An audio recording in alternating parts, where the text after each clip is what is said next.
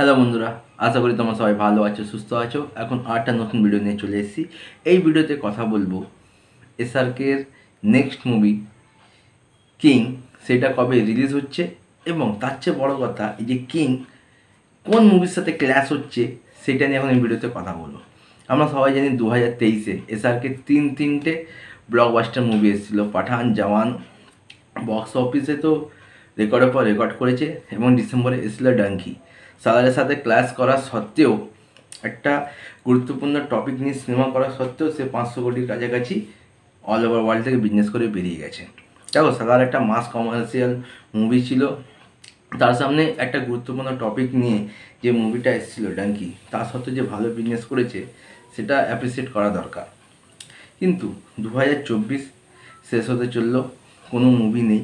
সবাই ভেবেছিলাম, কারণ আমরা সবাই জানি এসআরকে নেক্সট প্রজেক্ট হচ্ছে কিং, তার মেয়ে সোহানা খানের সাথে তার যে মুভিটা আসছে কিং, এবং এই কিং মুভিটা এসআরকের একটা বিগ বাজেট মুভি হতে চলেছে। তো কিং কবে রিলিজ হবে সবাই আমরা ভেবেছিলাম 2025-এ, ঈদ হোক, দিওয়ালি হোক বা ক্রিসমাস হোক, কিং আমরা হয়তো দেখতে পাবো। কিন্তু না, এখন শোনা যাচ্ছে যে সুমিত কাদাল পোস্ট করেছিল কিং নাকি রিলিজ ডেট দেওয়া হয়েছে 2026 ঈদ, মানে মার্চের 20 তারিখ। এটা কিন্তু এখনও এসআরকে বা কিংয়ের অফিসিয়াল কোনো অ্যানাউন্সমেন্ট নেই। তা সত্ত্বেও সুমিত কাদালের যদি পোস্ট হিসেবে যদি আমি ধরেই নিই, তাহলে কিং 2026 ঈদে রিলিজ করছে। আর ঈদ 2026 হচ্ছে মার্চ মাসের 20 তারিখ। ওই সময় কিন্তু ঈদ আছে, হোলি আছে, আর তারপরে দোল আছে, প্রায় 5-6 দিনের একটা লম্বা উইকেন্ড আমরা পাবো। তো ওই টাইমটাকে সঞ্জয় লীলা ভান্সালীর যে নেক্সট আপকামিং বিগ প্রজেক্ট বলতে পারো, লাভ অ্যান্ড ওয়ার, যেখানে অভিনয় করছে আলিয়া ভাট, রণবীর কাপুর, ভিকি কৌশল, তাদের সিনেমা রিলিজ ডেট দেওয়া হয়েছে।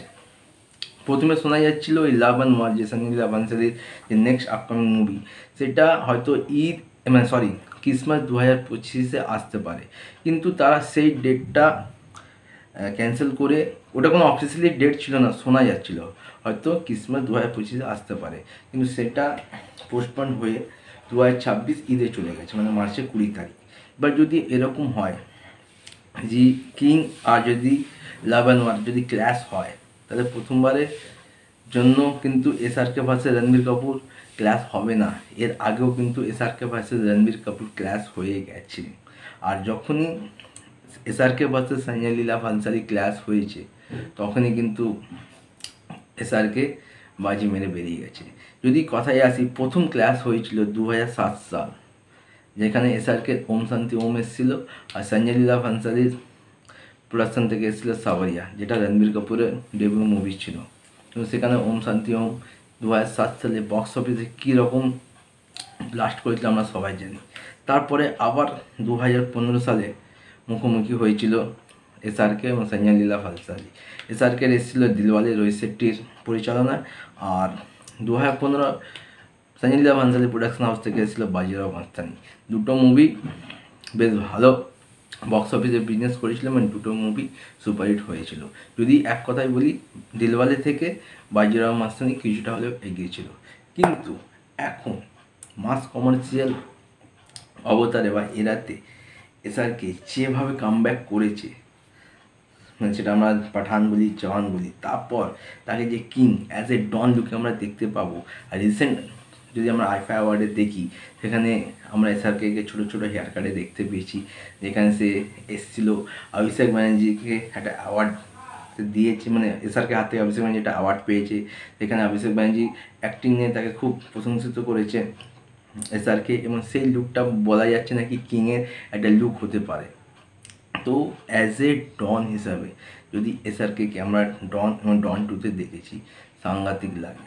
আর যখনই এসআরকে নেগেটিভ রোল বা অ্যাজ এ ভিলেন এসছে, সেটা কিন্তু বক্স অফিসে ব্লাস্ট হয়েছে, সেটা আমরা জওয়ানেও দেখে নিয়েছি। তো এখনও কিংয়ের তরফ থেকে কোনো অফিসিয়াল অ্যানাউন্সমেন্ট নেই কি ঈদেই 2026 ঈদেই আসছে। যদি ঈদে 2026-এ এসআরকে আসে, আর যদি সঞ্জয় লীলা ভান্সালী লাভ অ্যান্ড ওয়ার আসে, এখন এসআরকে যে ফর্মে আছে, এসআরকে কোনো দিনই ওই ডেটটা পোস্টপন করবে না।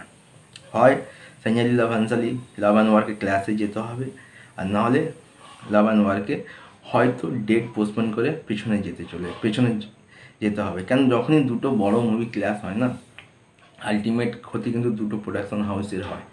কেন মানুষ তখন দ্বন্দ্বে পড়ে যায়, কোন সিনেমাটা দেখবো কোন সিনেমাটা দেখবো না। তখন এটাই দেখার, এখনও অবধি অফিসিয়ালি কোনো অ্যানাউন্সমেন্ট নেই যে এসআরকে ভার্সেস রণবীর কাপুর বা এসআরকে ভার্সেস ভিকি কৌশল বলতে পারো, বা এসআরকে ভার্সেস সঞ্জয় লীলা ভানসালি বলতে পারো। মানে কিং একা একদিকে আর অপরদিকে আদার্সরা।